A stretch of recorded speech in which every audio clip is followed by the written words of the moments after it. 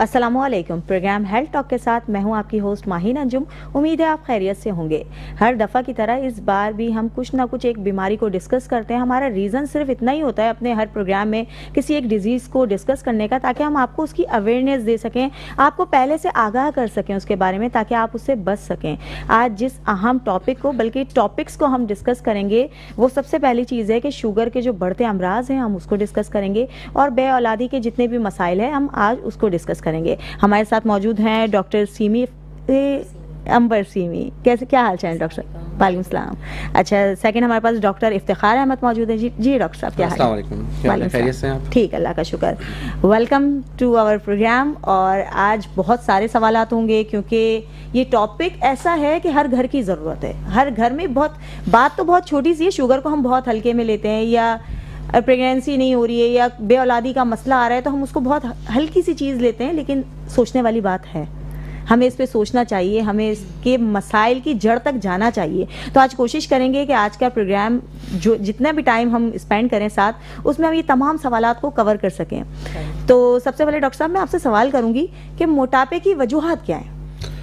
देखिए, मोटापा बेसिकली अगर हर बीमारी को अगर हम ये समझ के लेंगे कि अगर वो बीमारी है तो फिर उस लिहाज से इंसान कभी भी सेहतियाब नहीं हो सकता। सबसे पहले आप किसी भी बीमारी को जो है वो ऐसे टैकल करें कि आपको बस सेहतमंद रहना है। ठीक है, अगर आपके जहन में ये कॉन्सेप्ट होगा तो हमेशा आप सेहतमंद रहेंगे। और अगर आप ये सोच के रहेंगे कि अभी मेरे जिस्म में कोई बीमारी जन्म ले रही है, तो उससे क्या होगा कि आपका जो मोराल है वो बेसिकली डाउन होता चला जाता है। तो हमें सबसे पहले ये सोचना चाहिए कि हमें अपने आप को सेहतमंद रखना है, जिसके वजह से हमारी फैमिली भी जो है वो कह लें कि सर्वाइव करती है नॉर्मली, और जो है वो उनका रवैया भी हमारे साथ सही रहता है। मोटापा बेसिकली होता क्या है कि जब आपका वज़न गेन होना शुरू हो जाए तो पहले आप जो है वो ओवरवेट में आते हैं, फिर उसके बाद आप मोटापे में चले जाते हैं। तो बेसिकली ये मुख्तलिफ चीज़ों का मजमुआ होता है। इससे ये होता है कि आपकी शख्सियत भी मुतासिर होती है। देखने वाला जो है वो आपको बोलेगा, मुख्तलिफ लफ्ज़ों से इस्तेमाल करते हैं, तो उससे बेहतर है कि आप अपनी सेहत को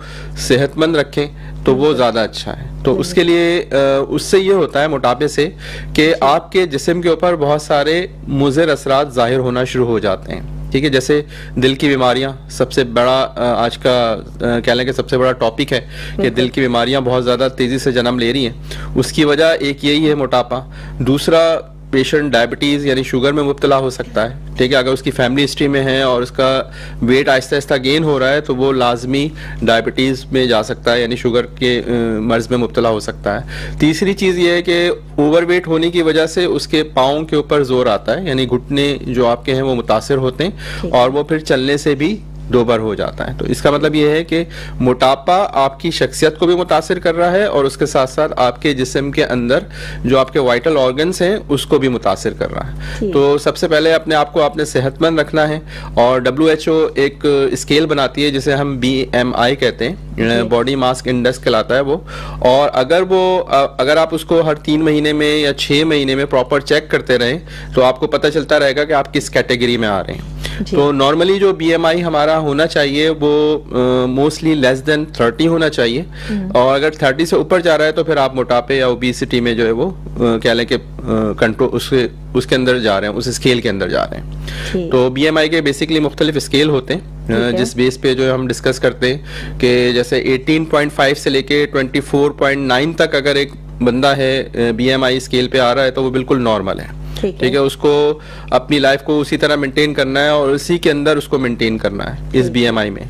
अगर वो 25 से 30 के दरमियान आ रहा है, यानी 29.9 में आ रहा है, तो फिर इसका मतलब है वो ओवरवेट में जा रहा है। अब उसका वेट जो है वो उससे कंट्रोल होना बाहर हो रहा है, यानी वेट जो है उसका आउट ऑफ कंट्रोल होता चला जा रहा है। जैसे ही वो 30 को क्रॉस करता है, 40 के बीच तक आता है, तो वो ओबीस में या मोटापे में चला जाता है। अब जैसे ही वो मोटापे में आता है तो उसको ये बीमारियां, जैसे मैंने बताया कि दिल के अमराज हैं, शुगर है, ठीक है, और आपके जो जॉइंट्स हैं, खासतौर पे जो नी जॉइंट्स हैं, वो बहुत ज़्यादा इफेक्टेड होते हैं। तो इस वजह से जो है ये वजूहात होती हैं जिसकी वजह से जो है वो मोटापा हमारे जिस्म में जन्म लेता है। बिल्कुल बिल्कुल।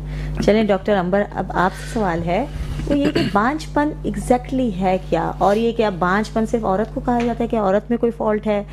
तो थोड़ा सा इसको डिफाइन करें। बिस्मिल्लाहिर्रहमानिर्रहीम। Thank you so much first of all के इनवाइटिंग मी, और आपने ऐसा टॉपिक चूज़ किया है जिसपे लोग ना शाई फील करते हैं, शर्मिंदगी फील करते हैं, कहते हैं इस पे बात करो नहीं, फैमिली बैठी हुई है, या आपको अगर एक कपल एक फैमिली में कंबाइंड फैमिली में रह रहा है तो वो डिस्क्लोज़ नहीं करता। अब उसके अगर वो जब अपनी फैमिली में भी डिस्क्लोज़ नहीं करेगा तो वो डॉक्टर के कैसे पास जाएगा, किस तरह दूसरों से डिस्कस करेगा, घरेलू टोटके जो अच्छा बहुत आसानी से ना हमारे पास बोल देते हैं कि अगर बच्चे नहीं हो रहे औरत का फॉल्ट है, बहुत आसानी के साथ। देखें सिर्फ इसमें फीमेल नहीं, इसमें मेल फैक्टर्स भी इन्वॉल्व होते हैं। देखें बेबी जो कंसीव हो रहा है, इवन मिसकैरेजेस भी, तो आपके दोनों के हमें क्रोमोसोम्स को देखना होता है। ये नहीं है कि फीमेल की कॉजेज आ रहे हैं जो कि आपको मिसकैरेज कॉज कर रहे हैं या इनफर्टिलिटी कॉज कर रहे हैं। नो, मेल फैक्टर्स भी इसके अंदर इन्वॉल्व जरूर होते हैं। ये तो मेल को भी हमें मेन चीज आपने बताई, इस पे तो जजमेंट ब्रेक के बाद हम इसको डिस्कस करेंगे बहुत डिटेल में। तो अब ये इनफर्टिलिटी बेसिकली ये है कि अगर एक कपल है और उसकी शादी को 1 ईयर हो गया है और वो विदाउट एनी प्रोटेक्शन को कंसीव नहीं हो पा रहा है, तो फिर वो अपने एक कंसर्न डॉक्टर को करें कि बेबी क्यों नहीं हो रहा है, कोई डिजीज़ तो नहीं है। अगर वो नॉर्मल हेल्दी कपल है तो उनको 1 ईयर के अंदर अंदर हो जाना चाहिए। अब ये जो है हम कहते हैं, क्योंकि आजकल ज़ाहिर है और ये इम्पोर्टेंट भी है कि एजुकेशन की वजह से आपकी लेट एज मैरिजेस हो रही हैं 35+, तो अगर आपका 6 मंथ में अगर आपकी एज अबव 35 और 40 है तो आप फिर 6 मंथ तक आप ट्रायल दें। अगर 6 मंथ में कंसीव नहीं हो रहा है तो मतलब ये ज़रूरी नहीं है कि you are the infertile couple, आप सिर्फ डॉक्टर से कंसर्न करें कि इसमें कि क्या वजह आ रही है जिसकी वजह से आपको इनफर्टिलिटी कॉज हो रहा है। अच्छा डॉक्टर अंबर, हम इसको डिटेल में डिस्कस करेंगे लेकिन इस ब्रेक के बाद। तो यहाँ वक्त हुआ एक ब्रेक का, ब्रेक के बाद तफसीली गुफ्तगू का सिलसिला जारी रहेगा। प्रोग्राम में खुश आमदीद, गुफ्तगू का सिलसिला जारी रखेंगे और डॉक्टर अंबर से जो हम सवाल कर रहे थे हम उसको कंटिन्यू करेंगे। बहुत एक मेन चीज़ आपने कही थी कि मिस कैरेजेस में सिर्फ एक फीमेल का हाथ नहीं होता है, तो थोड़ा सा इसको डिफाइन करें कि इस सवाल का मतलब क्या है, क्या एहतियात करनी चाहिए, क्या इश्यूज होते हैं। देखिए मिसकैरेजेस जो होते हैं वो आपके देखें जो अर्ली मिसकैरेजेस होते हैं तो ये किसी भी फैक्टर इन्वॉल्व हो सकता है, इवन मेल फैक्टर भी इन्वॉल्व हो सकता है, फीमेल फैक्टर भी। यानी कि कंसीव हो गया और उस फीमेल के मल्टीपल मिसकैरेजेस हो रहे हैं और वो फीमेल का ही काज है। नो, अगर मेल फैक्टर भी इसलिए इन्वॉल्व है क्योंकि दोनों के स्पर्म एंड ओवा मिलकर हमारी फर्टिलाइजेशन होती है। तो अगर कोई मेल के अंदर कोई जेनेटिक कोई अनामली आ रही है या कोई फैमिली हिस्ट्री आ रही है, कोई डिजीज़ उसके अंदर रन कर रही है, तो हमें उसे एक्सक्लूड आउट करना पड़ता है। फीमेल के अंदर तो हमें पता है कि हार्मोनल इश्यूज हैं या हार्मोनल डिक्लाइन की तरफ जा रहा है तो उसकी वजह से वो मिसकैरेज कर जाती है या फिर बेबी डेवलपमेंट नहीं कर पा रहा होता है, तो ये अल्लाह की शान होती है कि वो नॉर्मल बेबी की जगह वो अर्ली मिसकैरेजेस की तरफ जाता है। तो मेल फैक्टर भी हमें एक्सक्लूड करना चाहिए इन द रिपीटेड। अगर ऐसे एक केस में आपसे डिस्कस करूं कि मेरी एक जान पहचान की है, उनके साथ ये इशू आ रहा है और वो इशू यही आ रहा है कि एक बेबी तो है उनका लेकिन उसके बाद फिर मिसकैरेजेस क्यों?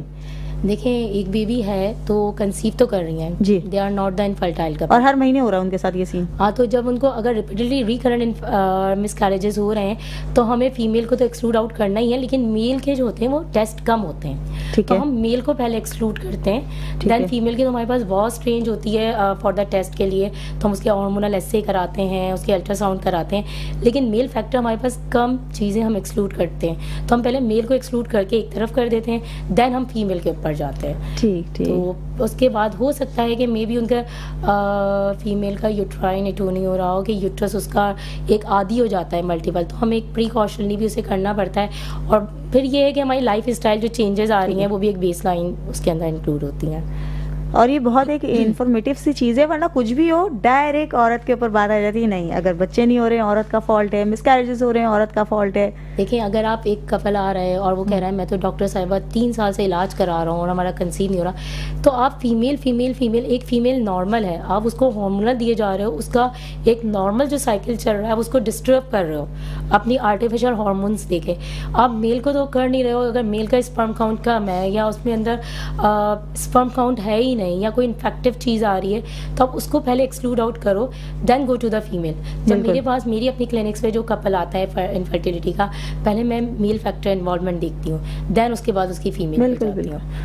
हमारे पास ज़रूरत है इस चीज़ की अवेयरनेस की कि हम अगर एक के ऊपर इल्ज़ाम डालने के बजाय हम सोल्यूशन की तरफ जाएं तो वो ज़्यादा बेटर होगा। एग्जैक्टली तो अगर देखें आप अगर मेल को शाइन नहीं करना चाहिए, मेल ये समझता है शायद ये वर्ड यूज़ नहीं करना चाहिए कि शायद उसकी मेल फैक्टर इन्वॉल्व हो रहे हैं तो उनको आपके सामने शान में गुस्ताखी। एग्जैक्टली तो देखें आपका फीमेल भी तो अपने लिए जाती है ना, फीमेल क्यों जाती है? फीमेल तो ऑलराउंड आपके लिए आपकी जो जस्टिफिकेशन होती है अपने ससुराल में या अपने फ्रेंड सर्कल में, वो जस्टिफिकेशन करती हैं। अगर मेल फैक्टर इन्वॉल्व होता है वो फीमेल कभी भी डिस्क्लोज नहीं करेगी, और अगर फीमेल में फैक्टर भी इन्वॉल्व नहीं है वो मेल आपके एक्सपोज करेगा कि भाई हो नहीं रही है, मेरी वाइफ की औलाद नहीं हो रही है, कोई डॉक्टर अच्छा सा बता दो। नहीं, आप दोनों जाएं, दोनों आप डॉक्टर के कहने, देखिए डॉक्टर्स के एथिक्स होते हैं, वो कभी भी किसी को आपकी सीक्रेट्स आउट नहीं करता है। तो आप किसी को ना बताएं, आप कपल हैं, आप डॉक्टर के साथ जाएं, 3 बात में इन्वॉल्व रहेगी, आप डॉक्टर से डिस्कस करें, देन फर्दर टेस्ट होते हैं, आप टेस्ट कराएं।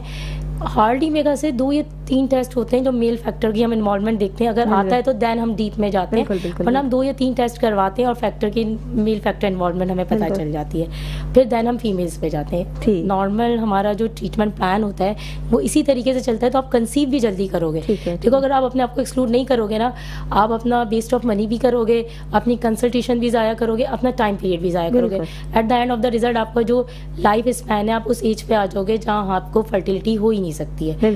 तो आपका ज़्यादा बेटर ये कि आप दोनों कंसर्न करो डॉक्टर से।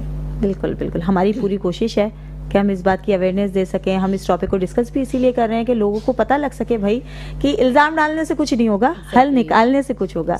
अच्छा डॉक्टर इफ्तिखार, आपसे एक सवाल है, एक रफ सा एक चार्ट बताएं, कोई ऐसी चीज़ जो एक इकोनॉमिकल तबका भी बर्दाश्त कर सके, क्योंकि हम जाते हैं ना किसी से भी डाइट प्लान बनवाने के लिए, वो इतने महंगे महंगे डाइट प्लान बना देते हैं कि इतने ड्राई फ्रूट्स होने चाहिए, इतने सप्लीमेंट्स होने चाहिए, इतने जूसेस होने चाहिए।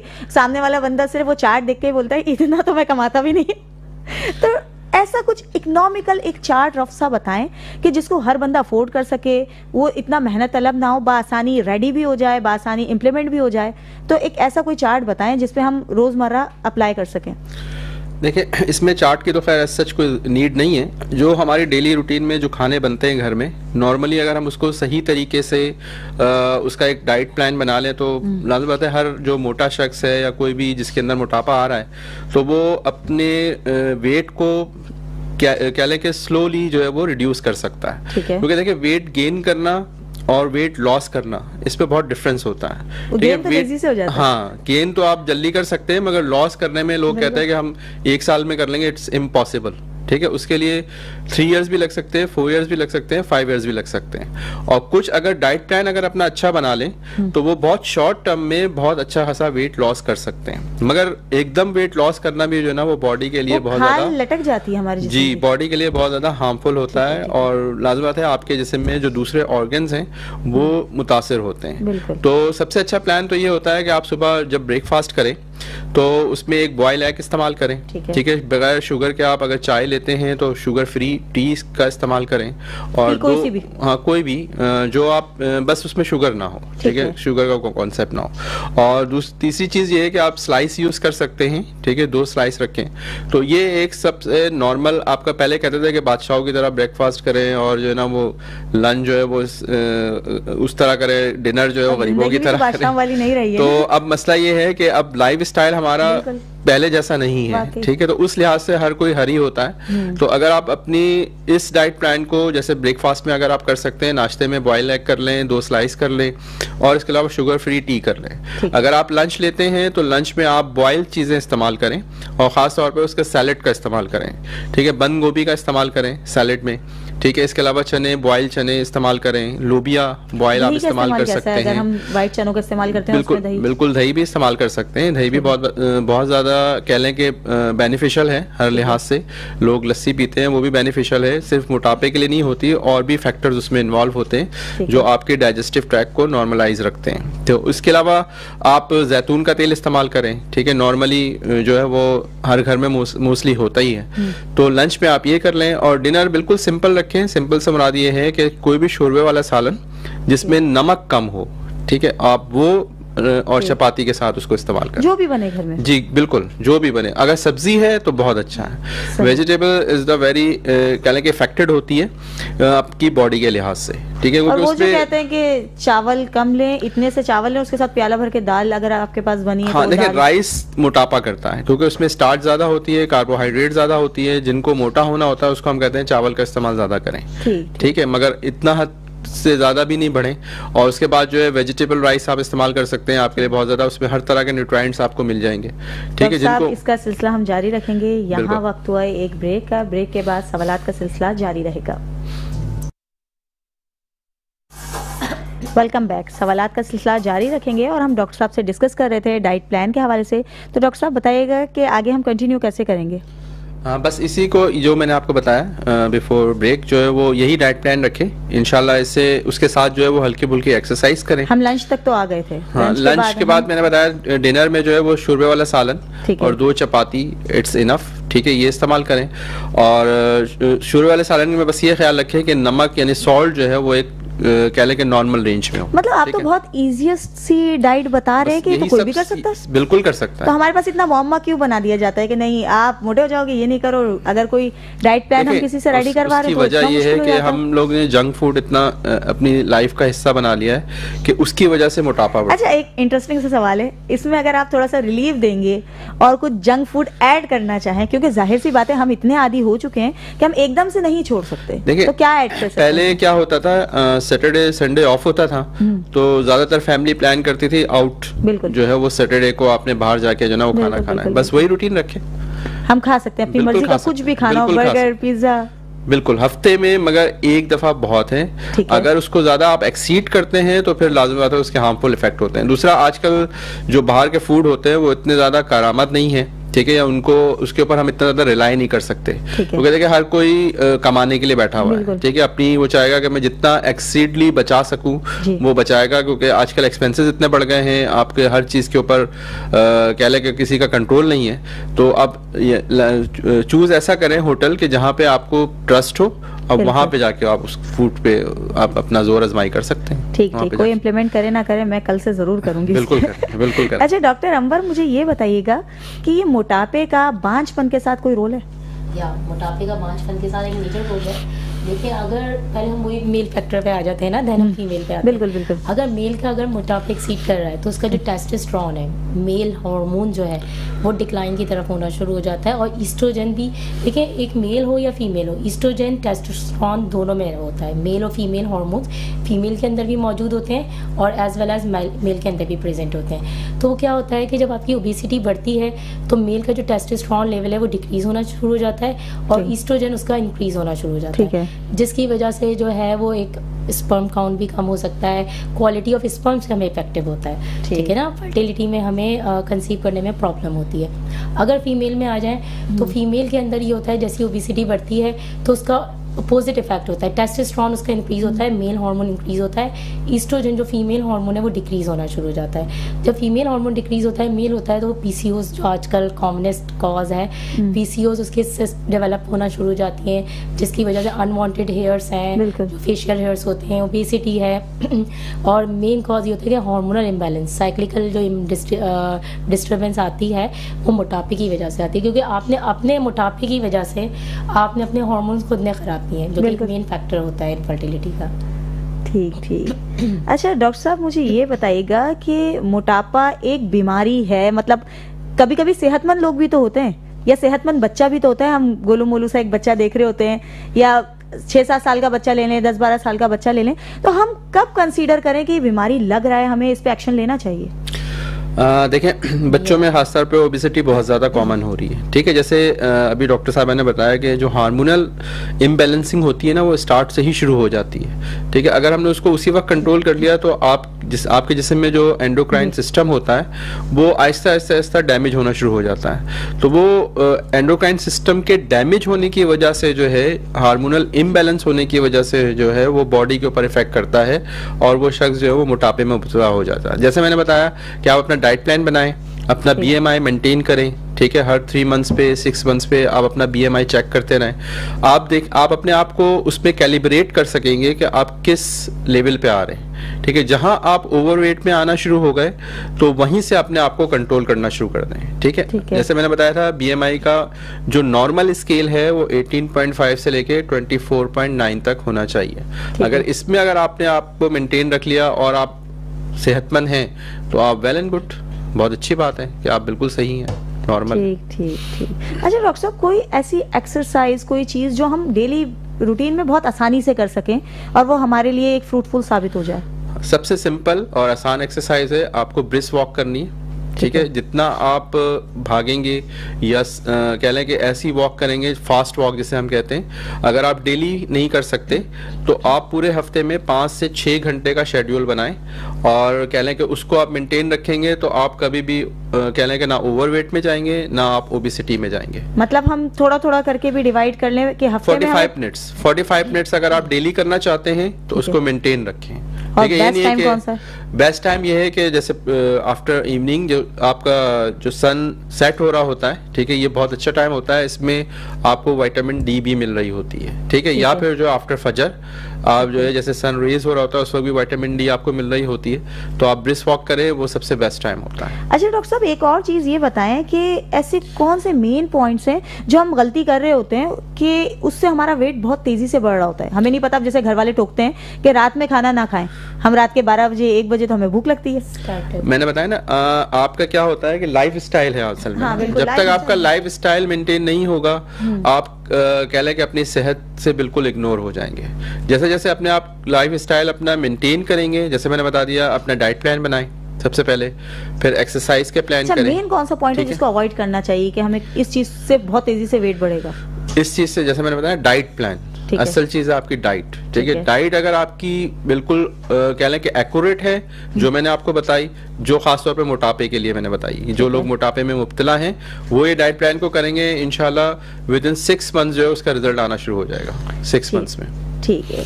अच्छा डॉक्टर साहब, आपसे लास्ट क्वेश्चन है, टाइम का पता ही नहीं लगा, टाइम कहाँ चला गया। तो शादी से पहले कोई टेस्ट की जरूरत होती है हमें ये पता लगाने के कहीं कोई फॉल्ट तो नहीं है? देखिए, शादी से पहले जो है ना, आप अपने आप को खुद भी जजमेंट कर सकते हैं। लेकिन फीमेल जो है ना, अपने आप के एक अपनी साइकिलिक पैटर्न देखें। ज़रूरी नहीं है कि उसकी एक सेम डेट पे साइकिल आए। देखिए, ये हमारा ये होता है कि डॉक्टर साहिबा 1 महीने में 2, अगर आपका 21 डे ऑफ द साइकिल है, 21 डेज पे भी अगर आपके साइकिल्स आ रहे हैं, इट्स नॉर्मल। ठीक है, 21 पे आ रहे हैं, 23 पे आ रहे हैं, 26 पे, इवन लेट में लेट आपके अगर 30 डेज पे भी आ रहे हैं तो इट्स नॉर्मल। ठीक है, ये साइक्लिक पैटर्न है। ये नहीं होता कि आपके 3 महीने 21 पे आ रहे हैं, आप 23 पे आ गए, आपने कहा ये 23 डेज पे क्यों आ गए cycle? No, it's not the cyclic disturbance ना। तो आपका 21 से 30th डे ऑफ योर, मतलब first day of the cycle से आप काउंट करेंगे टिल जो आपका स्टार्ट होता है आपका नेक्स्ट साइकिल, तो आप डेज काउंट करेंगे। और उसे, और बाकी ये है कि आप अपने आप का एक वेट मेंटेन रखें, ना ओवर वेट करें ना अंडर वेट करें। ठीक है, अगर आप अंडर वेट भी जाएंगे, जब भी आपका इनफर्टिलिटी कॉज होगा, मेल हो या फीमेल हो।